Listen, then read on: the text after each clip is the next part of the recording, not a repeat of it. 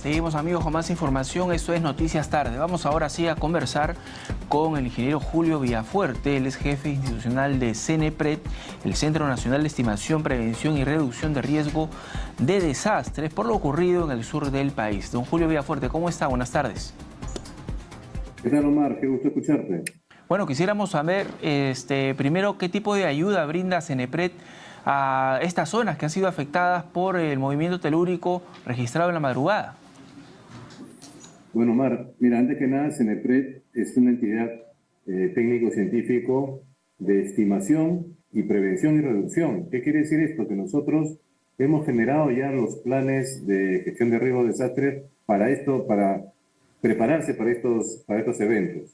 Es la parte de planeamiento, es la parte de antelación a estos eventos y obviamente los sismos no sabemos exactamente dónde se van a activar. Para ello se preparan estos planes que ya lamentablemente solamente el 9% de las autoridades locales y regionales lo tienen activado. Ya, ¿y qué tipo de planeamientos han elaborado ahí en esta zona de Carabalí? Porque entendemos que en los últimos años varios movimientos se han registrado ahí en esa provincia. Sí, es correcto. Mira, Carabalí ha sufrido, bueno, es una zona sísmica, como todos ya lo sabemos.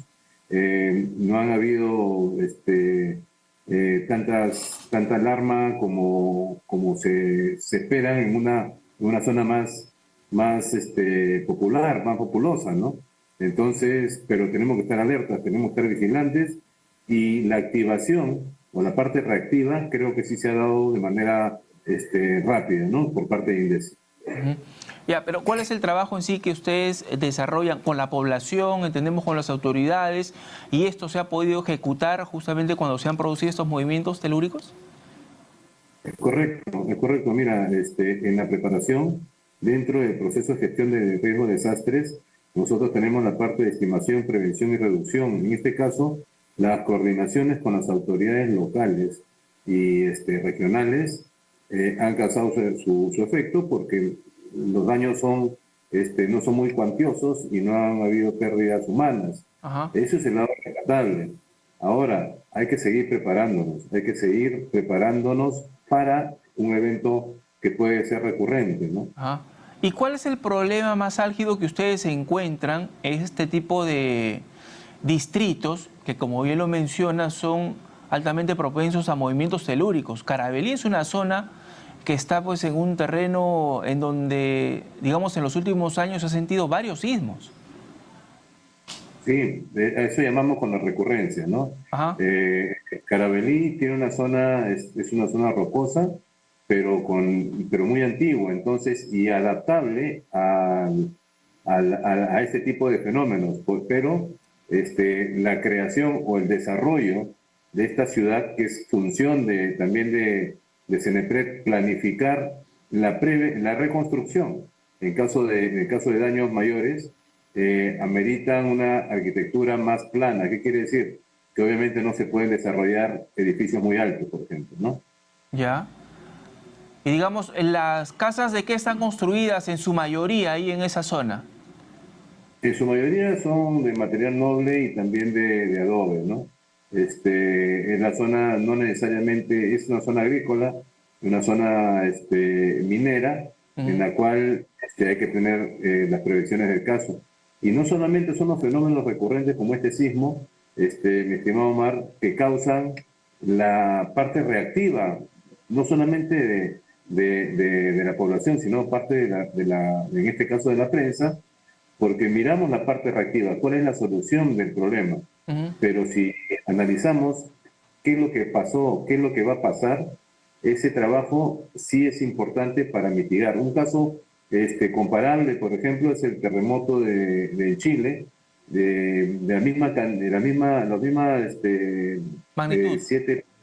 la magnitud de 8.2, comparado con la de Pisco, ¿no? En Pisco, en Chile, en Santiago en la zona de Chile murieron 300 personas, lamentablemente, claro. y en Pisco 3.000.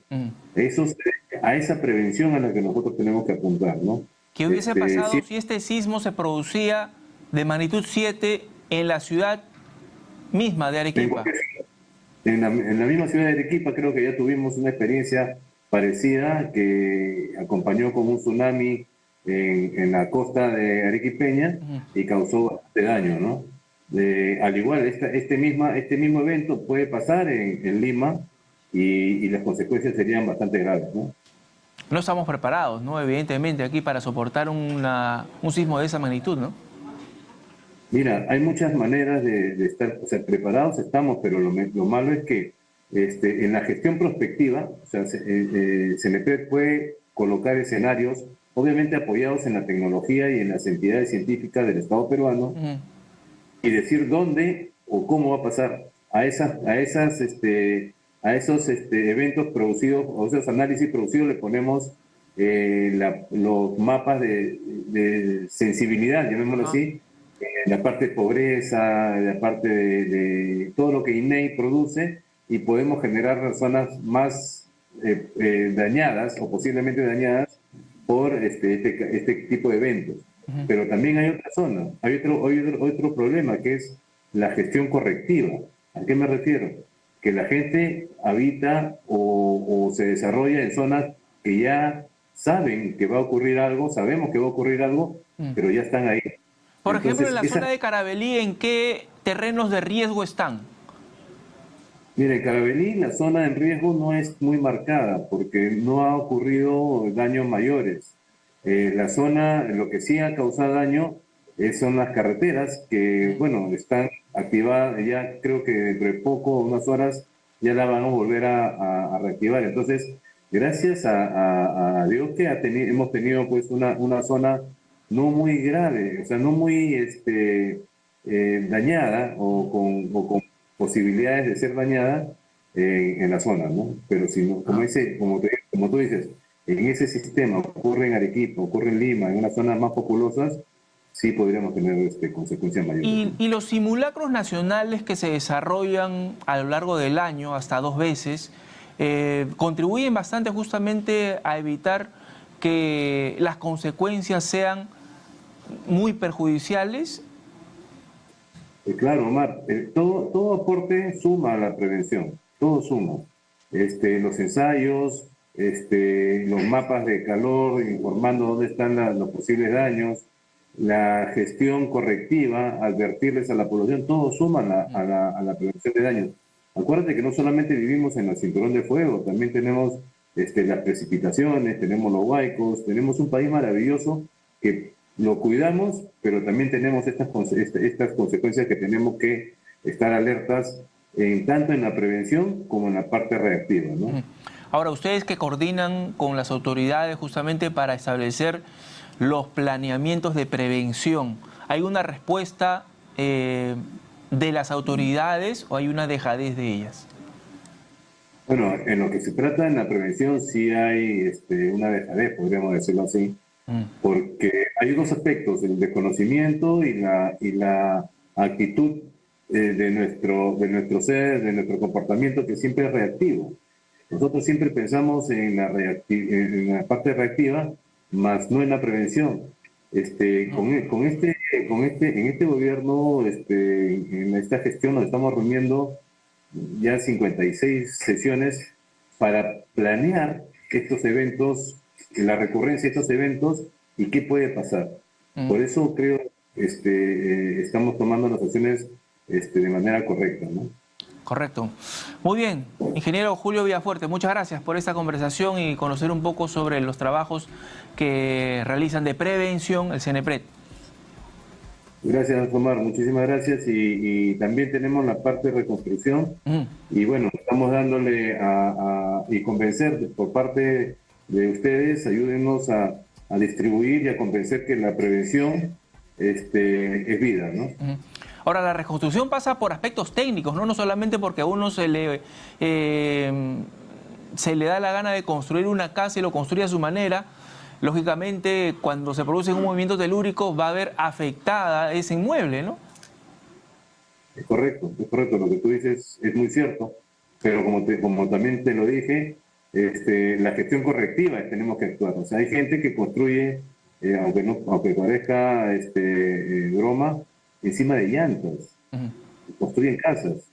Y eso obviamente no es una actitud correcta, Claro. pero ya lo cumplieron, ya viven ahí, entonces hay que corregir. Ujú. Y ahí está la parte social y la parte política de cómo convencer a la población de que no se debe, Claro. y cuando esté ahí, saber retirarlo, ¿no? Bueno, y también pasa por una razón común de protección, ¿no? De la familia, de la persona misma, ¿no? Es correcto, Mari, me estaba olvidando, si me permite, el nuevo reglamento y el apoyo de las autoridades del gobierno central nos están dando una tarea muy, muy interesante, muy importante, que es incluir la prevención en la educación, Mm. en la currícula del Ministerio de Educación, en todas las entidades, en todos los niveles, incluir la prevención, que es importantísimo. Por supuesto. Y sin educación, obviamente no va a haber prevención, ¿no? Listo. Don Julio Villafuerte, muchas gracias por la conversación. Omar, a ti muchas gracias por invitarme. Bien, Julio Villafuerte, jefe institucional del CNPRED.